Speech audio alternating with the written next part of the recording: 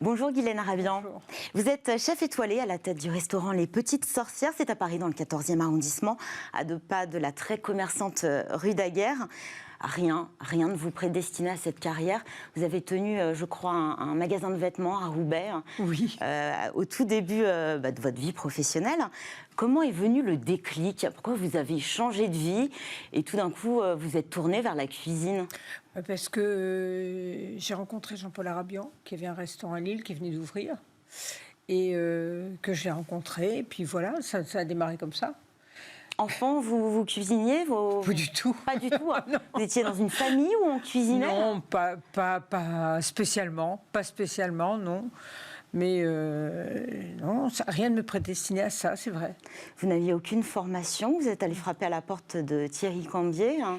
Non, c'est Thierry Cambier qui a intégré le restaurant quand Jean-Paul Arabian l'a embauché. Il venait chez Marc Menot, à Saint-Père-sous-Vézelay, et puis il est rentré chez nous parce qu'il est du Nord et qu'il voulait revenir dans le Nord pour continuer sa carrière. Et il est rentré au restaurant et c'est là que je l'ai rencontré.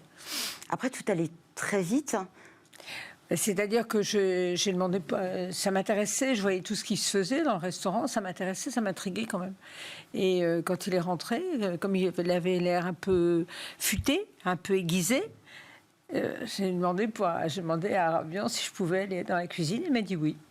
Et vous avez commencé comment? Comme commis, hein? J'ai comme victime comme victime de Thierry Cambier. Avec lequel vous entretenez une amitié très forte, puisque vous travaillez toujours avec lui. On travaille toujours ensemble, oui. Donc fidélité, amitié, c'est important Oui. dans le monde de la cuisine? Oui, mais je ne sais pas s'il y a beaucoup d'exemples comme celui-là. Je ne sais pas. Mais c'est vrai que, bon, ça a se matché, quoi. Donc ça allait. Et puis, j'aurais jamais sa technique, j'aurais jamais... Parce qu'il a 15 ans de cuisine de plus que moi. En fait, C'est l'un de vos modèles, d'ailleurs? non. Non, je ne suis pas de modèle. Mais ce que j'admire, c'est sa technicité. C'est extraordinaire. Voilà. Et vous avez pu aussi développer la vôtre à ses côtés? Bien sûr, il m'a donné tout ce qu'il savait de technique, mais lui, il avait 15 ans de plus derrière. C'est pas bien, ça. Donc, je devrais beau faire de tout ce que je veux. Je ne peux pas, à 15 ans, je ne peux pas. En tout cas, tout est allé vite. 1985, le guide Michelin vous distingue d'une première étoile. Oui. La seconde, en 88, c'est un travail de longue haleine. Très dur au quotidien? Je sais pas, je m'en suis jamais rendu compte. Je me suis jamais rendu compte que le travail que c'était beaucoup de travail. Je descendais. Vous étiez passionnée? Oui, et puis ça me prenait, donc il fallait que j'y aille. Et c'est vrai que mon étonnement, ça a été d'avoir une étoile, puis après d'avoir 2 étoiles. Et puis de pouvoir les récupérer à Paris après. Mais si vous voulez, c'est plus c'est plus l'attente de l'équipe de cuisine et de salle. De ça, c'est bien, c'est pas mal. Mais bon, moi, j'étais pas vraiment tournée vers cet objectif. Moi, j'ai toujours été consommatrice. J'ai jamais été... je sais pas comment dire. C'est pas que je me considérais pas comme une professionnelle. En fait, je crois que c'est ça. Vous considérez comme tel, rassurez-nous. Non. Professionnelle, parce que je suis toujours dans ma cuisine, tout ça, mais je suis sans cesse en train de me... Remettre en question? Oui. Toujours. Dans l'innovation, la recherche? L'innovation, non. Rechercher, retrouver des goûts, aller plus loin dans le goût, voilà, c'est plus ça. L'innovation, non. L'innovation, elle commence déjà par l'assiette qu'on a créée, qu'on n'avait pas fait la veille, quoi. Donc, c'est pas forcément non plus le challenge de fou, hein. Comment vous définiriez votre cuisine? Moi, j'ai une cuisine d'instinct. J'ai une cuisine d'instinct qui est profondément ancrée dans mes origines du Nord. Mes parents sont d'origine belge. Et effectivement... Donc ce sont des produits de cette très grande région que vous mettez à l'honneur? Je vais chercher pas mal de choses en Belgique. J'ai cherché beaucoup de choses dans le Nord, toutes les semaines. Et puis voilà, quoi. Et ça commence comme ça. Mais j'adore les tomates, rassurez-vous. Hein. J'adore les tomates, j'adore les... On est loin de la Belgique, mais... quoique, on mange énormément de tomates en Belgique. Le potage à la tomate, c'est sur une cuisine d'émotion, un peu réconfortante. Réconfortante, non. Une cuisine est toujours réconfortante pour celui qui la mange, je crois. Parce quand elle vous fait du bien aussi. Quand on voit un menu, je mangerai ça, déjà de se dire je mangerai bien ça, c'est que quelque part, elle correspond à quelque chose dont on a besoin. Donc qu'est-ce qu'on peut retrouver comme produit typiquement belge ou du Nord à votre carte? Moi, j'ai toujours sur ma carte de l'élixir d'Anvers, j'ai toujours des carbonades flamandes. Ça dépend du temps. Il y a le Waterzooi, où il est au Saint-Jacques, où il est aux langoustines, où il est au poisson. J'utilise beaucoup ce qu'on appelle le Karnemel, qui est en fait du babeur. Que je vais chercher en Belgique aussi. J'utilise de l'advocate aussi, qui est une espèce de produit qui est fait avec des jaunes d'œufs et de l'alcool. Voilà, que je mets en trait comme ça sur un dessert, juste pour que ça me rappelle un peu. Voilà, il y a plein de choses. La cuisine en Belgique, elle est très vivante aussi. Très riche. Terroir aussi? Le terroir a beaucoup d'importance, énormément d'importance. Et il y a toujours beaucoup de références au terroir, c'est vrai. Et si on vient aujourd'hui aux Petites Sorcières, qu'est-ce que vous nous proposez à la carte? Alors, aujourd'hui, je fais ma carte avant de venir, quand même. Eh bien oui. Mais voilà, parce que je la change tous les jours, quelquefois 2 fois par jour. Et j'ai fait... il y a des palourdes aujourd'hui qui trouvent de Plougastel. Il y a un potage à l'oseille. J'adore l'oseille. On consomme beaucoup d'oseille en Belgique. Donc j'ai été aussi élevée avec ça. J'ai un œuf qui ne quitte jamais ma carte, parce que quand je l'enlève, il y a des réclamations. Oui. Il n'y a pas le scotch egg, mais j'en ai marre de voir le scotch egg. Ça, c'est pas belge, mais bon. Qu'est-ce que j'ai fait? Il y a un saumon qu'on a fait nous-mêmes, un saumon fumé. Au déjeuner, la cuisine n'est pas du tout pareille que le soir. Il faut des choses caïfiques, qui soient légères, qui soient sympas. Vous avez des clients différents aussi, qui ont peut-être moins de temps aussi. Oui, tiens, j'ai fait une tête de veau. Ah, une tête de veau. Oui, il y a une tête de veau. Avec le froid qui fait, parfait. Et un ossobuco. Vous voyez, c'est très varié. C'est très varié. Mais je fais une canette avec des épices à pain d'épices. Parce qu'on consomme aussi beaucoup de pain d'épices et de spéculoos. Eh oui. En fait, j'enlève des choses qui servent à faire, par exemple, des biscuits, et je les mets avec une viande ou un poisson, ou voilà. Et vous avez une Madeleine de Proust? La frite. Ah voilà, belge. Bah oui, j'adore les frites, c'est vrai. J'adore ça. Vous les faites comment? Comment ça, je les fais comment? Vous faites une pré-cuisson à la vapeur? Non, pas du tout. Je fais deux bains. Je les pré-cuis, très tôt le matin, je les cuis. Comme ça, elles sont bien froides pour midi. Et à midi, le fait de les replonger dans une friture plus chaude, elles gonflent, elles deviennent croustillantes. J'adore ça. J'adore les frites. Vous nous donnez envie. J'adore les frites. Est-ce que vous avez le sentiment que votre cuisine a évolué avec le temps? Bien sûr, parce que moi, j'évolue aussi. Moi, j'évolue, les autres évoluent, la manière de manger évolue. Donc, instinctivement, on change de toute façon. Sinon, ce serait terriblement triste. On se renouvelle déjà? Oui, bien sûr. Heureusement. On voit de nombreux chefs qui s'engagent pour un modèle de cuisine plus responsable, plus durable, basé sur les circuits courts, plus de végétal dans l'assiette, la réduction aussi du gaspillage alimentaire. Est-ce que c'est une démarche qui vous anime, vous? Moi, de toute façon, je ne mange pratiquement que des légumes. Donc, j'ai toujours mis énormément de légumes dans mes plats, depuis le début, toujours. Et j'ai des maraîchers. Moi, je fais que chez les maraîchers. C'est votre démarche responsable à vous? C'est ma démarche, je l'estime pas responsable, je l'estime normale. J'ai toujours eu des maraîchers. Quand j'étais dans le Nord, j'allais chez les maraîchers. Et ici, à Paris, j'en ai 2. Et j'achète que chez eux. Vous avez le sentiment que les chefs, en fait, naturellement, composent leur carte à partir de circuits courts, font tout pour réduire le gaspillage alimentaire. Vous pensez que c'est naturel? Enfin, c'est le rôle aussi du chef? Déjà, le rôle du chef, c'est déjà d'adapter les produits de la saison à la saison. Vous me direz, si on a 30 degrés au mois de novembre, on n'a pas envie de manger du chou. Mais bon, normalement, on peut manger un chou rouge au mois de novembre. Hein. À la flamande, on le mange. Mais oui, bien sûr. Et puis, de toute façon, je ne me vois pas utiliser des haricots verts maintenant. Non. Mais par contre, j'ai un maraîcher qui est à Avrainville et qui, lui, a les dernières tomates. J'ai toujours des tomates. Il me dit, tu en auras peut-être encore cette semaine. Et elles sont extraordinaires. Et je lui ai acheté ces dernières tomates vertes. Et j'ai fait des beignets. Des beignets de tomates vertes. C'est pas mal, ça. Oui. J'ai fait ça avec un poisson. Je suis revenue avec mes tomates. J'ai pris un gros colis de tomates. C'était chouette. Puis quand il me fait, c'est quoi ça? Moi, j'ai ces tomates vertes. On va faire des beignets. Alors là, c'est pas possible. Et puis on a fait des beignets de tomates vertes. C'était super. Elles étaient bonnes, ces tomates. Guylaine Arabian, on va forcément parler télévision. Top Chef vous a apporté une certaine notoriété médiatique, un véritable coup de projecteur. Vous avez participé au lancement du programme en 2010. Vous étiez membre du jury aux côtés de Christian Constant, Jean-François Piège et Thierry Marx. Vous avez été jury pendant 5 saisons. Quel souvenir vous gardez de cette expérience télé? Moi, j'ai adoré faire ça parce que ça n'avait jamais été fait.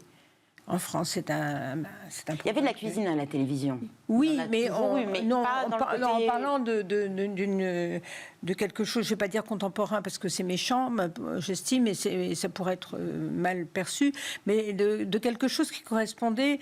On était à un croisement, en fait. On était à un croisement. Je crois que les jeunes ne savaient pas très bien ce qui se passait dans les cuisines, les personnes plus âgées non plus. Et j'étais enthousiasmée par ça parce qu'en fait, on les laissait rentrer, on leur donnait une vision de ce que ça pouvait être. Ce programme a permis ça, de faire découvrir le milieu de la gastronomie aussi. Et l'envers du décor. Et l'envers du décor, oui. Mais j'adorais faire ça parce qu'elle n'avait jamais eu. Donc c'était fantastique, même pour nous. Même pour nous, c'était fantastique. Et depuis, la cuisine fait toujours recette à la télévision, sur les réseaux sociaux aussi. Quand vous voyez vos clients prendre en photo leur assiette, ça vous agace? Ou pas du tout? Non, je m'en fiche. Je m'en fiche. Ça met en valeur votre travail quelque part? Oui, mais ça m'est égal. C'est à eux, ils l'ont acheté. Maintenant, ils l'ont payé, ils vont payer. Ça leur appartient. Ils en font ce qu'ils veulent. J'ai froid. Même si ils sont là 10 fois, ma foi, ils sont dans mon assiette. J'en fais non. C'est pas grave. Moi, je m'en fiche, ça. Ça m'est égal. Guylaine Arabian, vous êtes une femme chef, C-H-E-F, oui. Et non chef, C-H-E-2-F-E. C'est quoi la différence? J'en sais rien, je sais pas. Moi, on m'a toujours mis chef C-H-E-F. Je vois pas au nom de quoi je devrais faire C-H-E-2-F-E. Je sais pas, moi je vais toujours chef, mais peut-être que je suis has-been en faisant ça. Mais... je ne sais pas, mais en tout cas, bon, à l'oral, ça reste chef. En tout cas, la gastronomie reste un univers très masculin, surtout la cuisine professionnelle, qui semble être un peu la chasse gardée des hommes. Comment expliquer qu'on voit si peu de femmes, finalement, dans les cuisines, ou qu'on en entend peu parler? Elles sont bonnes, hein. Elles sont bonnes, les femmes dans la cuisine, attention, il y a très jolies, très très jolies cuisinières. Mais je sais pas, peut-être que... Moi, je sais pas, j'ai eu énormément de chance, en fait, parce que d'abord, je travaillais chez moi, que j'ai pu rencontrer Thierry Cambier, qui était, lui, un formidable cuisinier, et qui a accepté de me former. Et que j'avais, il vous a fait confiance aussi. Et qui m'a fait confiance, et que j'avais quand même d'énormes possibilités. J'ai quand même 4 enfants, et j'ai eu d'énormes possibilités pour les faire garder, pour s'en occuper, tout ça, il ne faut pas oublier. Hein. Vous avez réussi à concilier votre vie? Oui, tout à fait. Mais je trouve que j'ai eu énormément de chance, c'est vrai. Ce qui m'a permis d'aller au bout de beaucoup de choses. Donc... je ne sais pas si, malheureusement, toutes les femmes ont la possibilité de le faire, mais bon, c'est vrai que quand on décide d'avoir des enfants, et après, il faut quitter quand même la cuisine, il faut se mettre un peu en retrait, c'est un peu compliqué. Mais moi, je n'ai pas eu ça. Je n'ai pas eu ce problème-là. Mais quand on est femme et chef, ça demande quoi? Plus d'exigence, plus de travail? Plus de travail, non. Peut-être. Pardon? pour exister Non, plus de travail, non, parce que moi j'ai toujours travaillé aux mêmes horaires que les employés du restaurant. J'ai jamais. Vous n'aviez pas de traitement de faveur? Je ne m'en donnais pas. Je pouvais faire ce que je voulais, mais je ne m'en donnais pas. Donc, effectivement, après, ça, c'est une question de caractère. Hein. Mais non, moi, je trouve ça dommage qu'il n'y ait pas plus de femmes qui... Parce qu'il y a des femmes très talentueuses et qu'elles n'aient pas la possibilité de pouvoir mieux s'exprimer parce qu'il y a toujours des contingences domestiques qui sont terriblement lourdes. Vous avez l'impression que les choses sont en train de changer malgré tout? Peut-être que Top Chef aussi a mis un peu la lumière aussi sur ces femmes, suscité des vocations aussi chez certaines. Bien sûr. Même s'il reste effectivement cette conciliation vie pro, vie perso. Oui, ça c'est certain, c'est certain. C'est-à-dire que Top Chef a ouvert un univers que les gens ne connaissaient pas beaucoup. Et c'est vrai que pour les jeunes, ça a été un formidable booster parce qu'ils ont pu se rendre compte par eux-mêmes de ce que c'était vraiment. Donc je trouvais ça fantastique, cette émission. Moi, j'ai adoré faire ça au début, comme ça, c'était tellement chouette. Aujourd'hui, la parole se libère, comme dans notre milieu, le secteur de la restauration a été épinglé. On parle de sexisme, de violence, d'humiliation. L'envers du décor est parfois sombre. Est-ce que vous avez été témoin, voire victime de certains de ces agissements ? Ben, moi, je n'ai jamais été victime ni témoin, parce que d'abord, j'ai toujours travaillé chez moi, donc personne ne m'a jamais agressée, ni... Vous, le chef. Non, je ne peux pas dire que quelqu'un m'ait un jour agressé, même verbalement. Enfin, si le fait d'avoir des petites phrases assassines dans les réunions et tout ça peut être... mal vécu moi, je ne les ai pas mal vécues, parce que de toute façon... Le plus idiot, c'est pas celui qui l'écoute, hein, c'est celui qui le prononce. Donc ça m'était complètement égal. Mais j'ai jamais estimé que c'était que j'étais victime de quelque chose. Voilà, je trouvais qu'il y avait un imbécile qui proférait son truc et c'était pas intéressant. Mais ça ne m'affectait pas. Et celles que ça affecte, vous leur donneriez un conseil ? Voler, voler, voler. N'écoutez pas. Parce que de toute façon, on peut aussi se dire que si on est critiqué ou si... moi, je dis toujours que la critique fait avancer et que si on dérange, c'est peut-être parce qu'on est bonne. Mais oui. Voilà. Et avec ça, on peut passer outre quelques petites agressivités, vilainies qui n'avaient pas lieu d'être. Ces derniers mois, vous n'avez pas caché votre colère, envers les mesures gouvernementales. Il y a eu les confinements, oui. Couvre-feu, des mesures qui ont largement impacté le secteur de la restauration. L'activité de ces restaurants oui. fortement ralentie, voire mise à l'arrêt, cette activité aujourd'hui. Dans quel état d'esprit vous êtes aujourd'hui ? Bah, de toute façon, là, actuellement, je ne sais pas comment... ils peuvent refermer quoi que ce soit. Peut-être mettre un couvre-feu, peut-être quelque chose comme ça. Mais vraiment, vous je vois pas un retour avec les portes closes de je pense pas. Ils peuvent pas se le permettre. Je crois que financièrement, ils ne peuvent pas se le permettre. Je crois que les gens sont quand même bien au courant qu'il faut se faire vacciner, que c'est important pour garder. Moi, je pense que d'abord, c'est une question. Ce vaccin, tout le monde dit c'est contre la liberté, mais moi, je trouve que c'est la liberté justement. C'est nous donner la liberté de pouvoir rencontrer les autres, de pouvoir sortir avec les autres, de pouvoir parler avec les autres, de pouvoir bouger. Ça, c'est une liberté qu'on avait oubliée pendant 2 ans. Donc, ça nous a beaucoup manqué. Exactement, et puis qui a rendu les gens très, très agressifs. Moi, je le vois dans le restaurant, il y a des gens que je connaissais d'avant, des clients que je connaissais d'avant, et que j'ai trouvé énormément changé. Vieilli, terriblement vieilli. J'ai trouvé que ça avait fait vieillir beaucoup de gens. Probablement moralement, mais du coup, physiquement aussi. Ça les a terriblement impactés. Et ça, moi, je ne veux pas revoir ça. C'est pas possible, quoi. C'est pas possible de voir les gens comme ça s'abîmer. Et c'est pas une question d'âge, hein, c'était tous les âges. C'est vraiment, j'ai trouvé ça horrible, ce confinement. Il y a aussi cette pénurie de main-d'œuvre auquel font face de nombreux professionnels. Vous avez aussi du mal à... est-ce que vous avez d'ailleurs fait face au départ de certains de vos salariés qui ont quitté le secteur, qui se sont reconvertis. Est-ce que vous avez du mal à recruter actuellement? Bien sûr, j'ai beaucoup de mal à recruter, c'est compliqué. Et puis les gens ne restent pas. Là, j'avais recruté, et puis, ah ben non, tout compte fait, non. Il y a trop d'heures. On veut pas. Horaire, salaire non, parce horaire que c'était les horaires. C'est surtout les horaires. Les week-ends, travailler. Les week-ends, moi je sais pas, j'ai un voisin qui a eu un Covid extrêmement grave, dont il n'est toujours pas sorti, parce qu'il est toujours paralysé des bras. Et son chef lui a dit, moi je ne veux plus travailler que 2 jours par semaine, enfin 2 soirs par semaine. Il me dit, comment je vais faire? Il n'y a pas moyen, quoi. Certains sont obligés d'ailleurs de fermer le midi ou le soir. Mais voilà, ou de réduire. Moi j'ai réduit mon nombre de tables. Comme ça, je n'ai pas de mauvaise surprise. Donc j'ai réduit mon nombre de tables et puis on peut en avaler 2 ou 3 de plus seul, mais il y arrive un moment où c'est plus possible. Et aussi les modes de consommation qui ont changé avec de nombreuses personnes qui se tournent vers la livraison plutôt que le service à table. Comment vous voyez l'avenir de la restauration dans les prochaines années ? Je sais vraiment pas trop. En France, c'est comme ça. Moi, ma fille est en Allemagne, à Berlin, et c'est pas du tout comme ça. Le rapport à la livraison, ils viennent très facilement, ils viennent chercher, ils viennent chercher. Ils font vraiment du take-away.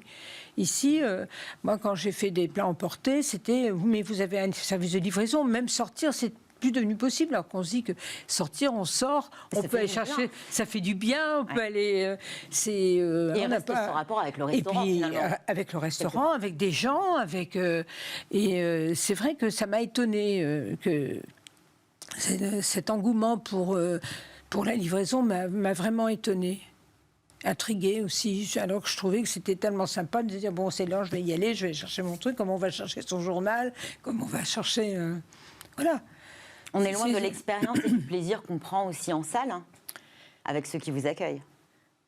Mais bien sûr, mais le rapport n'est pas du tout pareil. Le rapport est totalement pareil. Et puis mettre tous nos trucs dans des petites boîtes comme ça, moi, ça ne me dérangeait pas. Je vois bien métier, en fait. Thierry me dit, mais qu'est-ce qu'on va faire avec ces boîtes? Mais c'est pas possible, déjà qu'il n'est pas très aimable. Mais alors là, avec mes boîtes, j'arrive avec mes boîtes en carton. Enfin, j'essayais d'être le plus rationnel possible. Je dis, voilà, on va être comme ça et comme ça. Puis, c'est pas possible, mais c'est pas possible.